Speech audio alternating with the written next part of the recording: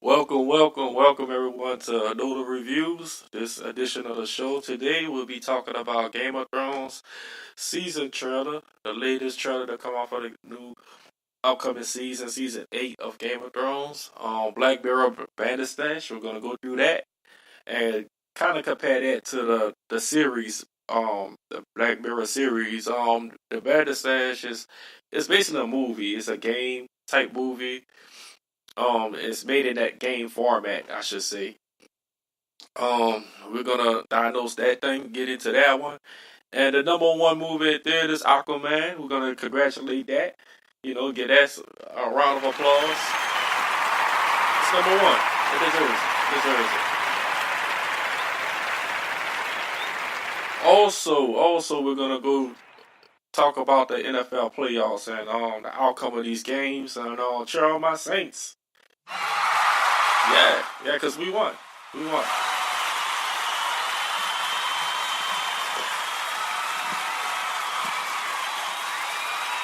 Also, I picked the Saints also. Remember that. So let's have a great show, everybody. Let's have a good show to excuse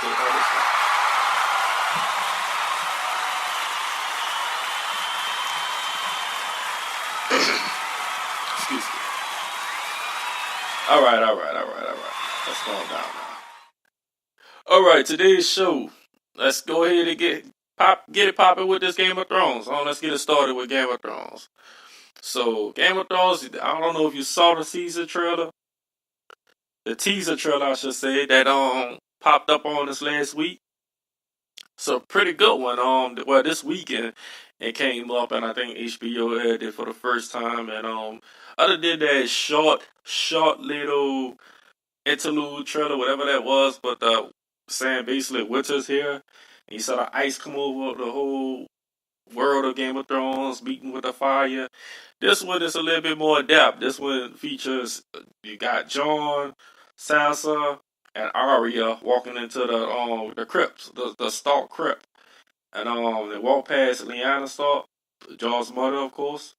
I think we should be calling him Aegon Targaryen now that it's confirmed that his name is Aegon Targaryen. But that's what I'm saying. That we have to get into the season to see if he actually accepts that. And see that if anyone else is going to call him that. See how Daenerys feel about that and his dynamic with Daenerys. And man, it's going to be a lot this season. I'm really looking forward to season 8 of Game of Thrones. Sansa and how she's been ruling the North.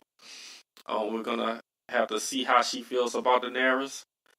We saw the little teaser trailer that she's greeted Daenerys and basically saying the North is yours. Well, she actually said the North is yours, Your Majesty. So we gotta see how she really feel about that. Cause I think look like Jon kind of put her up to that.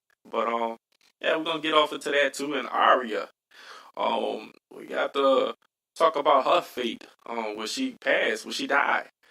Will she make it through? A lot of people saying that she won't survive the season, mainly because the actor Mason Williams, she was seen after her parts were done, just leaving off set, and in the normal way, she was just leaving, exiting, because her role was done on the show. So would she be the early death in season 8, or just die in season 8? Period. I think that's everybody's concern. But let's just get right into it. So, what may happen this season on Game of Thrones season 8? What are we looking for to happen this season?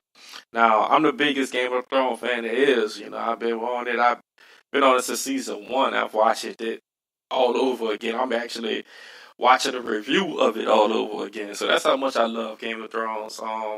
Game of Thrones is the best, and I repeat, the best TV show on TV right now. You have to give it its props. It's number one right now. You gotta just look at it. That's not funny. It's number one right now. Believe that. So going into season 8 though, we saw how season 7 left off, and it left us finding out more things about Jon. Is like I said before, his name is Aegon Targaryen. Will he accept that?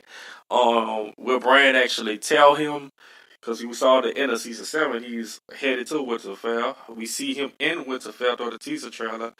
We don't see Bran at all in the trailer. So, um, man, it's gonna be tough to see if John is gonna accept this news and see if Bran can, kind of prove it to him. Because I mean, John obviously know that Bran has these powers of the three-eyed raven. From the raven he got last season, telling him and Daenerys that the Night King was on his way, and he saw the Night King. So obviously John must have believed him. He must know about um Bran's powers at this point. So it's gonna be a big season. I mean, he had. I feel like he's gonna have to accept the Aegon Targaryen and his lineage from Lyanna Stark and Rhaegar. He's gonna have to accept it from Bran. He's gonna have to know that Bran is telling him the truth. And man, it brings you back to season 1 with his father uncle Ned Stark told him that I'm gonna talk to you about your mother. Before that, John went to the Night's Watch. It listed in the Night's Watch was on his way headed to the Night's Watch while Ned was headed to be handed the king down south. He said, "We'll talk about your mother." And well, that never happened because he got his head chopped off. But man, the season is, yeah, man. He has to. He's gonna have to accept the role. He's gonna have to accept that he's Aegon Targaryen, and we're gonna have to see how that dynamic plays out with Sansa and Arya, and basically the Stark family. It's gonna be a tough one, man. As far as Sansa goes, look like she has this. I don't want to say dirty look, but look like she has this look. Also, Daenerys has a look on her face like she doesn't believe anything Sansa said just from the season trailer. This is my diagnosis of what I was saying in the trailer, but it's a lot, dude. It's giving you a lot of information. It really is. Behind the scenes, behind the shadow type information that you have to follow. So Sansa is kind of looking like I don't really accept this person as Queen of the North or Queen of the Seven Kingdoms, but I will do it right now because I know we have White Walkers and a Night King coming for us, which is a good plan. I would say. I think that's a good plan. Yeah, it is. And Arya, man, Arya, Arya, the faceless. I can't call her a faceless man, but the faceless assassin. I can't call her the faceless guard either. She's basically in that fraternity. But man, Arya. Well, for one, I want to see her and John reconnect. I want to see them. They dynamic. I want to see a big hug between them two. If that's going to happen, I want to see that they missed each other. But with Daenerys walking outside of her, maybe we don't get that hug. Maybe we don't get that welcome that John gave to Sansa when they both saw each other. Well, John and Sansa gave to each other when they both reconnected in last season, season 7. Arya with that with Needle, how is she gonna react to Daenerys and the Night King and the White Walkers? She has that Valerian steel dagger. So I think Arya's gonna do some damage, but I don't know. I don't know if I'm believing right now that she's gonna die. I guess I'm just hoping that she's not. Because Arya is obviously one of my favorite characters of the show. A lot of people's favorite character. She had a strong dynamic with Jon. She has a strong arc as far as a character in Game of Thrones, and I want to see her progress. I don't want to see her die. I really don't. But we got to see how that goes. And to wrap up the Game of Thrones talk, we going into the long night, and that's gonna be the new series of Game of Thrones that's coming up after this one wraps up. The long night. I think we're gonna get a little tidbit of it in season 8. I think they're gonna just go into it as far as the Night King and the White Walkers, and you're gonna get this version of the long night. But after this season concludes, whatever happens, because nobody knows what's going to happen. But after whatever happens, we're going to get a new series of Game of Thrones. I don't know if it's going to be called Game of Thrones or not, but it's going to be, I think it's going to be called The Long Night. I think it's just going to go with The Long Night. So, man, that's going to be another dynamic series that I'm going to have to watch and get into. Because you know I'm going to watch it. You know it. I know everybody's probably going to watch it. It's probably going to be the new #1 show on TV, the new best show on television. So, Game of Thrones, we're looking forward to season 8. Can't wait till it get here. Gotta wait till April, but it's most anticipated. Next subject, we're gonna go ahead and move on to Black Mirror. The Black Mirror movie, Bandersnatch. Bandersnatch. I hope I said that correct. But Black Mirror. If you're familiar with Black Mirror, the series was out years ago, and I remember just sitting back with my wife watching the whole series and just like couldn't get enough of it. The Black Mirror series is basically about just dark technology, just and the way people use technology and the dark places technology can go and can take us as a human race. And this series was so dynamic. It's so good. You have to check it out. Black Mirror series really it's really one of the best things on television. And I know I just say that about Game of Thrones, but Black Mirror is it's groundbreaking. It really is. It really is. Now I'm gonna be honest with you. I felt a little different about the movie, Black Mirror movie. I was, for one, I was surprised that they did it in a movie format. I thought they was gonna go back to the series format. I guess that's what I was looking forward to because the series was so good and so popular.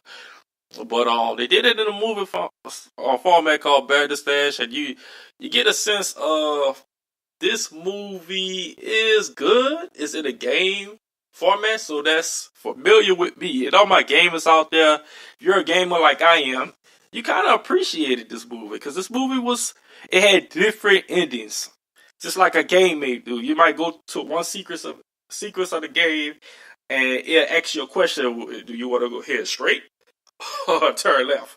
Do you want to open the door or jump off the ledge? And that's basically the same thing the movie did.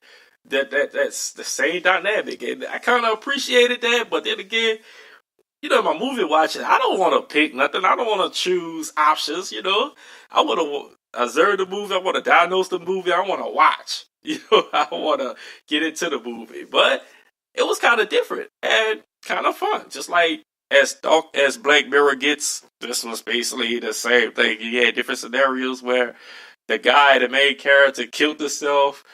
The main character, I can't even remember his name. He's played by a guy named Fionn Whitehead. I'm not familiar with him at all, but he did a pretty good job on the movie, though.